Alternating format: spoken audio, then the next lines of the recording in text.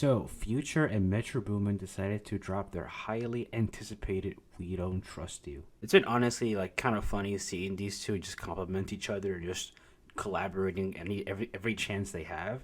Because back in 2022, Future dropped "I Never Liked You," and at the same year, towards the end, Metro Boomin dropped "Heroes versus Villains," and those two albums I think still have some discourse circulating around them, especially "Heroes versus Villains."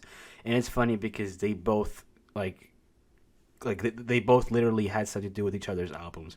Future having a feature in the Metro Boomin album. I think Metro Boomin on production for "I Never Liked You." These guys just have like a strong connection between each other, and they've obviously been like just collaborating forever, especially with Future's earlier work with Monster and DS2, which those are obviously modern trap classics and really help shape the genre within its time. And also, again, Metro Boomin just collaborating some of the most popular Future tracks and some of the most important Future songs ever as well. So I think these two just coming together for a whole joint collaboration record, well, at least the first part, because they are planning on releasing a second part sometime in April. I think it's just like such a refreshing thing to see. Just seeing a collab album that makes sense and it's something that the people wanted. I've been kind of like iffy when it comes to collab albums because sure, on paper there could be two magnificent artists collaborating, but the execution might be a bit flawed. It just might not be there. But there's obviously the other side, which there are some masterpieces when it comes to collaborative efforts that have defined the genre, or have just done something very important, or or simply a solid project. And thankfully, "We Don't Trust You" falls in that category because it's exactly what I expected, but with even more, but it even like solidified, I think, the views that I had on these two legends within the trap genre. And it's crazy because obviously the record doesn't have the features listed. Maybe it might have it listed later on in the future when you're watching this video, but so far it doesn't. And I think it adds so much like a level of suspense where it's like, wait a minute, it says here that this Future Metro Boomin, but there's actually some features in here. And I think the one feature that made everybody surprised and shocked that wasn't even in the leaks of any of this album, like "CInderalla," which obviously it had Travis Scott, but the track "Like That" with Kendrick Lamar, out of all the rappers, and also out of all the rappers, this is Kendrick Lamar, and it's insane because it's something that I just kind of thought was like. At first, I was like, "Yeah, I'm tripping. This ain't Kendrick. This literally ain't Kendrick." It's funny because I technically got spoiled this feature. Long story short, it was like midnight. I was gonna listen to the album, but not at midnight when I woke up. But I was playing Final Fantasy VII. I actually dropped the review of that game, so please check it out when you have the time. Just go more into detail on what makes the game great. But yeah, anyway, coming back here, but I just didn't like. I think recognize it's like wait, it says Kendrick. There's no way Kendrick on this track. So I was listening to the album when I got to the track. I was like, yo, it's actually Kendrick, and he went after Drake and J. Cole in the same song. A lot of people are saying that it might be friendly competition. Personally, there were some bars that are a bit lethal that I think go above friendly competition, especially the Drake one. Especially when he said that his best work was a light pack, which is an insane line to say. It's kind of crazy. I don't know. I think it's a bit more than just friendly competition. It seems kind of lethal. It seems a bit more personal, if anything. And he kind of just went in with the first person shooter line and stuff like that. I don't know. It just sounds a bit more than just like friendly competition. I can understand it with Cole because I guess Kendrick and Cole don't really have that much beef or anything, but I think Drake and Kendrick have been having some reoccurring beef for a couple of years, but at the same time they have it. It's a very back and forth situation. But again, it seems that Kendrick just kind of went all out, and his verse was honestly the best feature verse that I've heard so far and reading in a couple years. It's just something that the hip hop genre needed. Something lethal, something violent, something like so energetic and just something so energetic and just again like lethal and just harsh as well. And it's a Kendrick. It reminds me like 2017 Kendrick, if anything. It gives me a damn vibe. And it's funny because like Mr. Morale, the Big Stepper, is all about like meditating and healing and stuff like that. And this guy's like, nah, screw it. I'm gonna go full on lethal.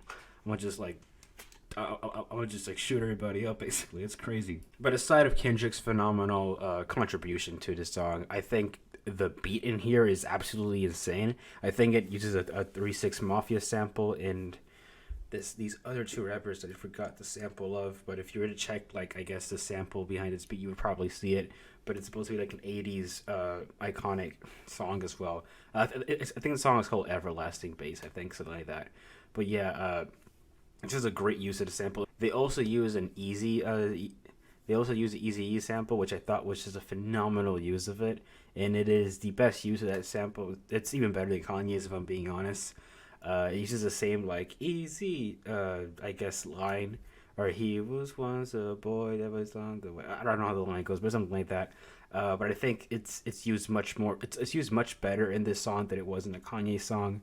Obviously, my one's with Kanye because he's the one who recently used it aside this song. But yeah, it just the bass that's going on here, the way Metro chops up the sample, and just makes it super hype and kind of retro inspired. It's amazing. I gotta like give Future flowers for just even going after that Kendrick verse and trying to get some bars in because he knew that Kendrick kind of out rapped in that song. I still think Future had a great performance, especially in the beginning and at the end. I don't like how this track fades away at the end. It feels kind of awkward. I think it should just like stop, I guess.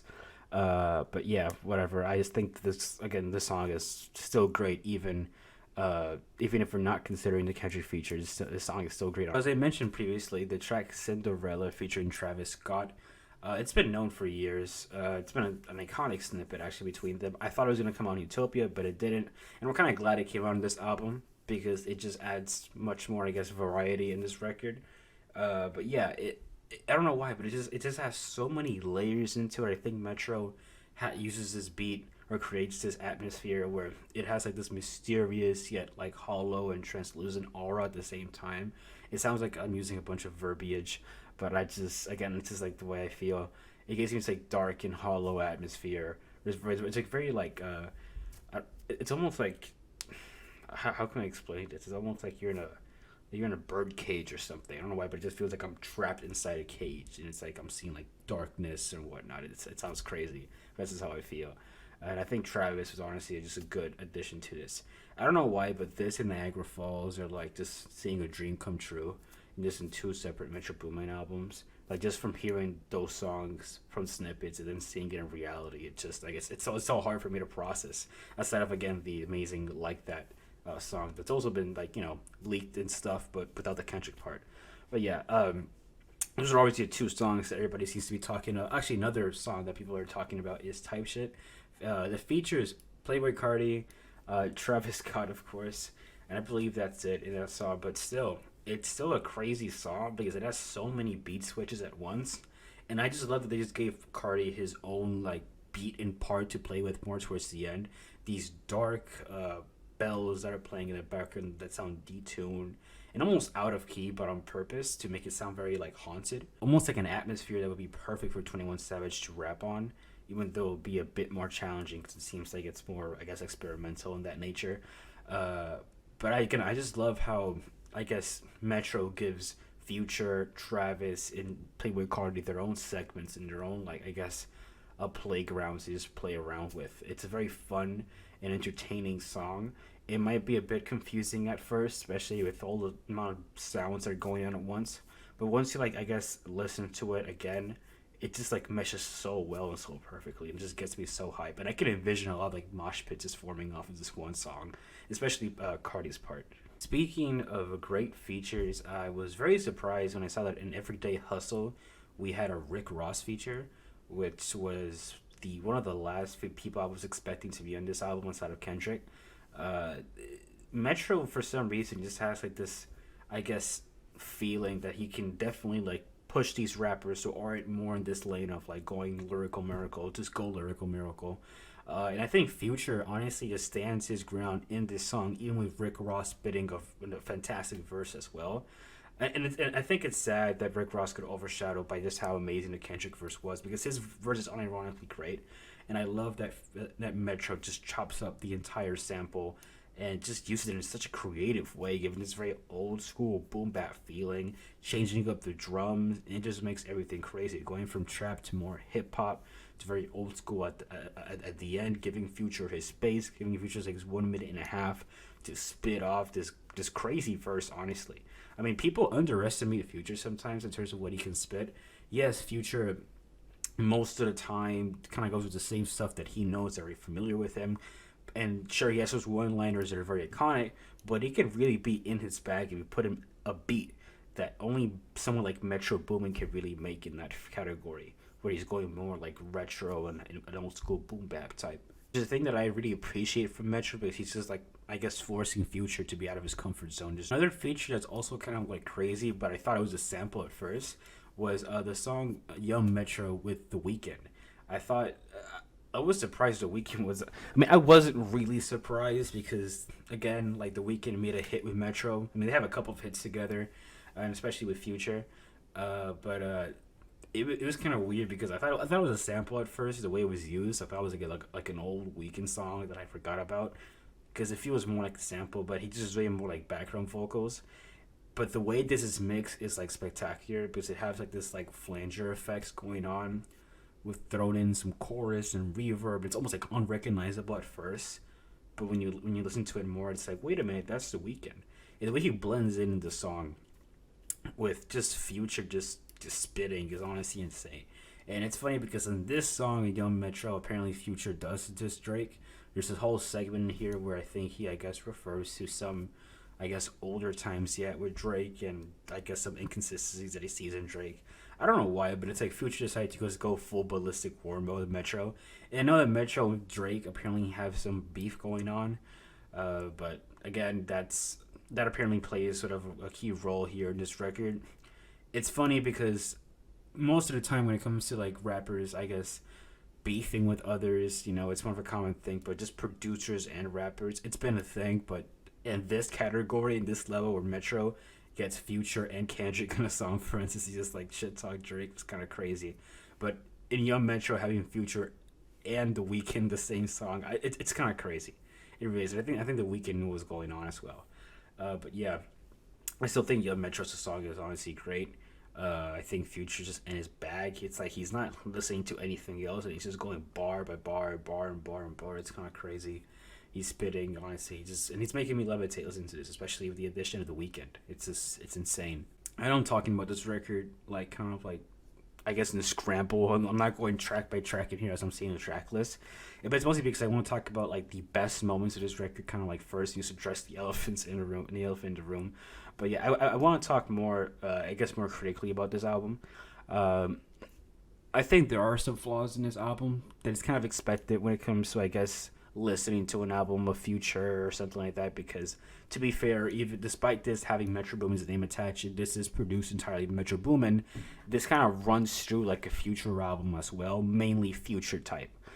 There are some songs in here where I felt myself kind of, I guess, slightly bored. The track GTA doesn't really add that much to the track list.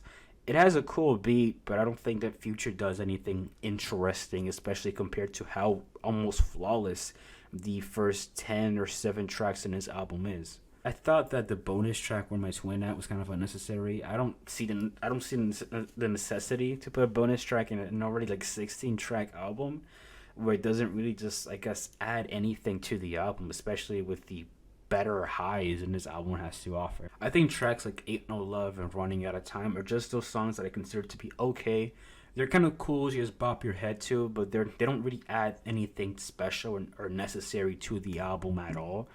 Especially once again, we have these like very extraordinary highs that I feel that it's more like filler in the context of the record.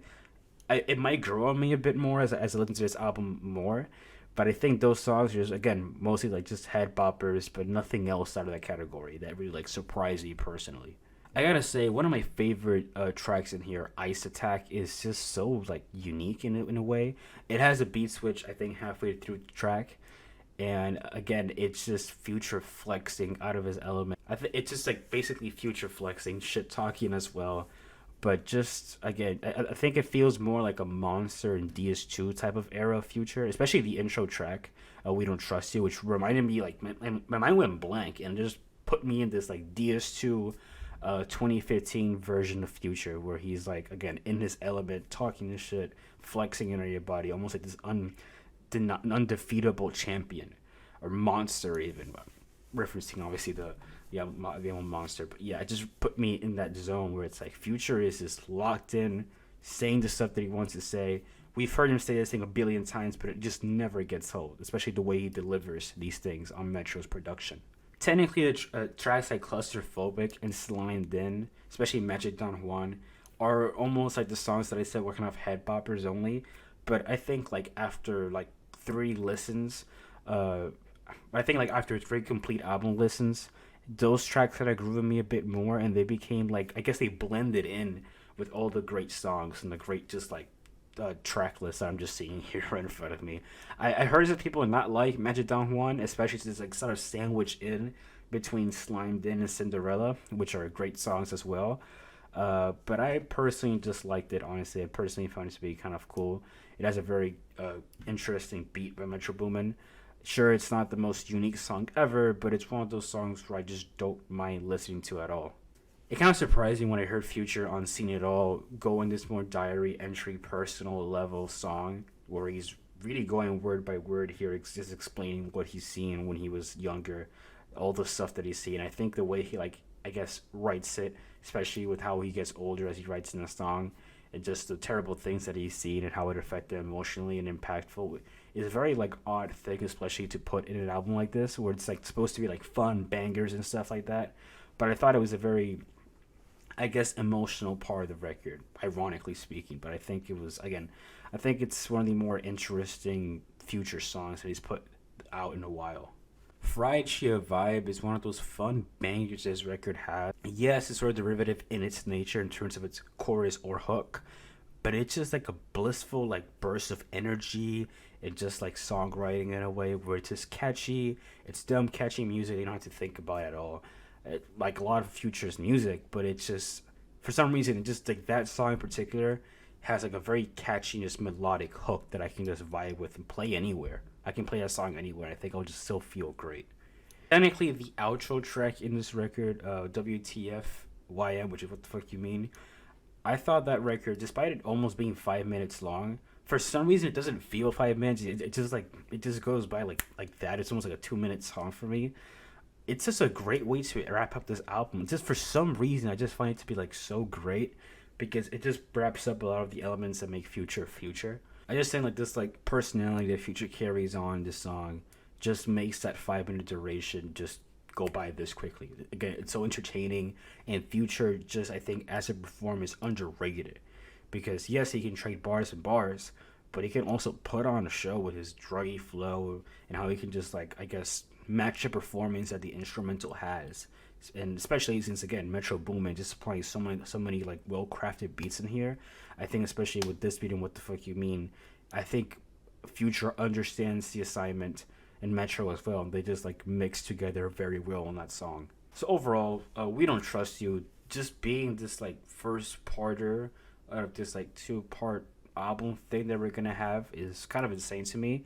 And as a first parter, it's honestly pretty good for what it offers. It's 17 tracks of the things that you technically heard before by Future, but with, I guess, more orchestrated production by Metro Boomin. Sure, there are some parts in his album where it's not the best, or it doesn't shine the best, and it's kind of like, I guess, ideas that should have been kept in a draft, or should have been substituted with something else, just removed from the record, as it just feels a bit filler. But I think for the most part, Future and Metro Boomin keep the energy that they've been having since 2015, 2016.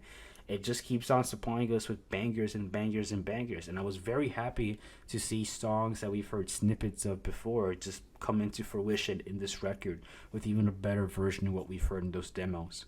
I'm giving this album a 7 out of 10. I can see myself just listening to this album even more and more and more endlessly, especially until the second part comes out. And I could definitely see the second part even surpassing this album. I mean, honestly, this album has room for improvement. And just seeing the crazy features that we had from this record alone, from this first part, I can imagine the second part being probably even more insane, if anything. I think Metro Boomin is capable of just creating another just crazy world. Especially since, again, there's room for improvement for this album. And I think Future, as well as a rapper, can just give me 17 more bops even that are going to be in my rotation as well. But yeah, what do you guys think about this album? Do you guys love it? Do you guys hate it? Let me know in the comments down below. Let me know what your rating of this album would be and explain to me why. If you enjoyed this video, leave a like, subscribe, and turn the notification bell on so you don't miss an upload from me. And yeah, stay safe from anything out there. And listen to We Don't Trust You. Peace, everybody.